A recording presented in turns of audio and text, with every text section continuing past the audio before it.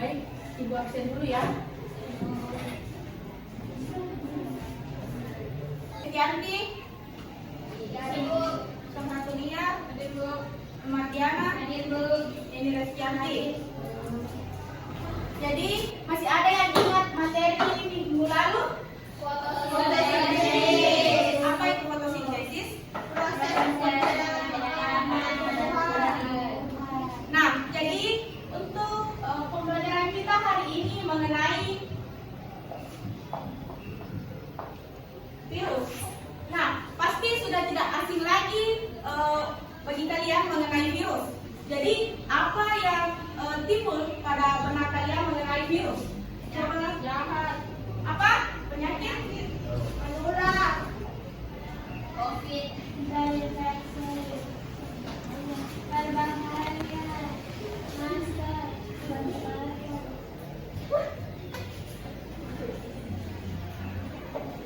Nah, masih ada?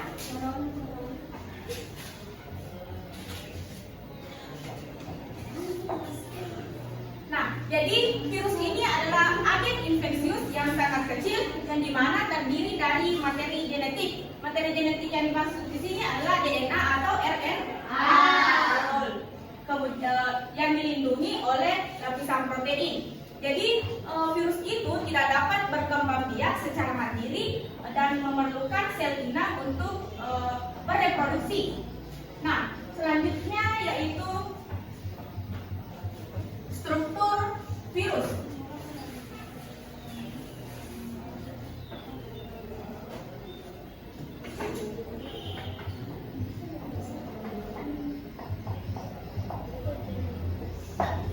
Jadi sebelum kita membahas mengenai struktur virus, saya akan menunjuk di antara kalian untuk menggambar struktur virus.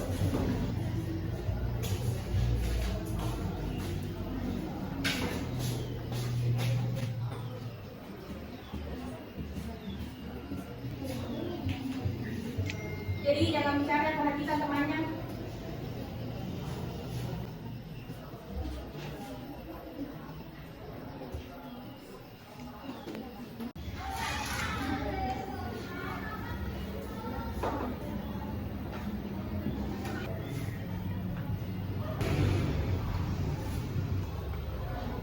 Coba perhatikan kalian. Jadi struktur virus itu ada kepala, leher, dan ekor. Nah, di dalam kepala ini terdapat kapsid dan asam nukleat atau DNA. Jadi kapsid itu sebagai pembentuk dari virus dan juga menjaga asam nukleat dari kerusakan. Kemudian asam nukleat itu berfungsi sebagai substansi genetik yang membawa kode pewarisan sifat. Nah, selanjutnya yaitu adalah leher. Nah, leher ini perlu kita ketahui bahwa tidak semua virus itu memiliki leher, tetapi virus yang memiliki leher itu hanya virus yang kompleks. Jadi fungsi dari leher itu untuk menyangga atau menyokong dari kepala virus. Kemudian selanjutnya itu adalah ekor virus. Nah, ekor virus ini merupakan bagian yang sangat penting karena untuk melekatkan sel inang. Kemudian ekor virus ini terdiri dari selubung ekor, yang dimana fungsinya itu adalah selubung ekor itu untuk menginfeksi DNA virus ke dalam sel. Kemudian lempen dasar itu berfungsi sebagai tempat melekatnya serabut ekor dan jarum penusuk. Jadi fungsi dari serabut ekor itu sebagai tempat penerima rangsangan dan juga tempat melekatnya sel inang. Dan jarum penusuk itu sebagai untuk melubangi virus agar DNA tersebut bisa masuk ke dalam virus. Sampai sini paham? Paham? Ciri-ciri virus yang pertama itu adalah virus itu sangat berukuran sangat kecil.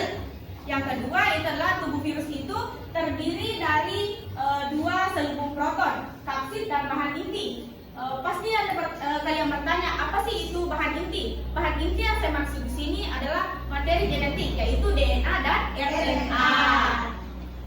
Kemudian yaitu adalah virus tidak dapat melakukan reproduksi. Virus itu hanya dapat melakukan reproduksi di dalam sel yang hidup. Kemudian virus itu tidak memiliki membran dan organel sel yang penting dalam kehidupan. Aktivitas virus itu dapat dihilangkan melalui dengan sinar ultraviolet dan sinar X. Oke, selanjutnya yaitu mengenai bentuk-bentuk virus. Nah, bentuk-bentuk virus itu ada 6.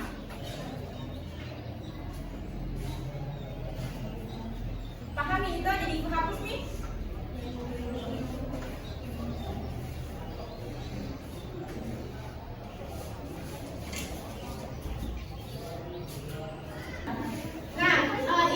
Ini adalah bentuk-bentuk dari virus. Ada yang berbentuk patah, peluru, bulat, filamen, polimetral, dan seperti dengan huruf T. Nah, 1, 2, 3. Jadi tugas kalian itu adalah cari contoh virus untuk kelompok 1. Cari contoh virus yang berbentuk patah dan berbentuk peluru. Kemudian berikan setelah Anda menemukan contoh tersebut, bagaimana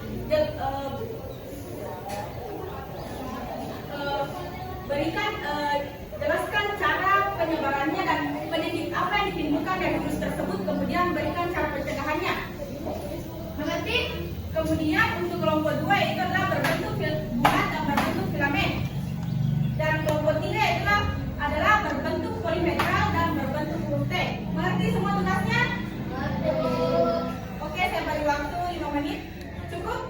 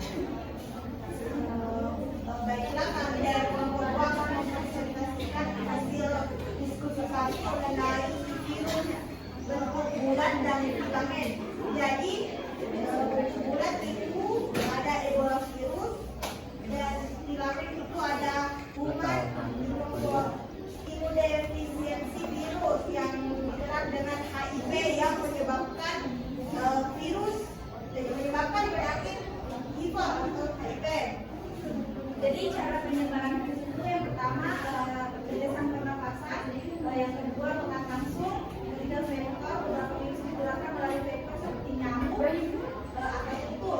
Yang ketiga vektor oral, virus seperti hepatitis A dapat menyebarkan melalui makanan atau air yang terkontaminasi limbah. Yang keempat kontak seksual, terus penyakit yang ditimbulkan oleh virus seperti pernapasan, kulit, hati, saraf, dan kanker. Selanjutnya cara pencegahannya akan dijelaskan oleh teman saya. Perhatikan temannya yang di atas. Jadi cara pencegahan virus itu pertama mencuci tangan secara teratur. Cuci tangan dengan sabun dan air mengalir selama minimal 20 detik, terutama sebelum makan, dan setelah menggunakan toilet. Yang kedua, menutup mulut dan hidung saat batuk atau bersin. Gunakan tisu atau siku bagian untuk menutup mulut dan hidung saat batuk atau bersin. Yang ketiga, hindari menyentuh wajah. Hindari menyentuh mata, hidung, dan mulut dengan tangan yang kotor. Yang keempat, jaga jarak. Jaga jarak fisik dengan orang lain, terutama jika mereka sakit. Yang keenam, memakai masker. Memakai masker dapat membantu mencegah penyebaran virus dari orang yang sakit ke orang lain. Yang terakhir, vaksinasi. Vaksinasi adalah cara yang paling efektif untuk mencegah penyakit yang disebabkan oleh virus. Baiklah, dua hasil presentasi dari kami. Mungkin dari kelompok lain ada yang mau bertanya. Baik, kalau tidak ada pertanyaan, kami tutup dengan mengucapkan Assalamualaikum warahmatullahi wabarakatuh. Berikan aplaus kepada jadi inilah tadi pembukaan materi mengenai bentuk-bentuk virus. Jadi silakan buka HP-nya. Ibu mengirim ke sana. Silahkan kalian kerjakan. Saya tunggu sampai jam 12 malam. Ngerti? Mungkin itulah pembelajaran kita hari ini. Pertemuan selanjutnya kita akan mempelajari mengenai bakteri. Jadi anak-anakku sekalian, kalian bisa mencoba mencari referensi di Google mengenai bakteri. Mengerti? Mengerti. Sebelum menutup pertemuan kita hari ini, apakah ada yang bisa menyimpulkan materi kita hari ini? Saya guru. Silakan. Jadi dari materi yang disampaikan oleh Ibu dan yang kami presentasikan, saya menyimpulkan virus adalah partikel mikroskopis yang bersifat parasit dan hanya berkembang biak di dalam sel hidup organisme lain. Dan ini tidak termasuk dalam kategori makhluk hidup karena tidak memiliki struktur seluler, metabolisme sendiri atau kemampuan untuk bereproduksi secara mandiri. Namun mereka memiliki materi genetik berupa DNA dan RNA yang terbungkus dalam kapsid, protein, dan beberapa memiliki lipid. Baik, terima kasih. Saya kembalikan kepada Ibu. Terima kasih atas kesimpulan yang telah diberikan. Mungkin cukup sekian pertemuan kita hari ini. Lebih dan kurangnya mohon dimaafkan. Wassalamualaikum warahmatullahi wabarakatuh. Waalaikumsalam.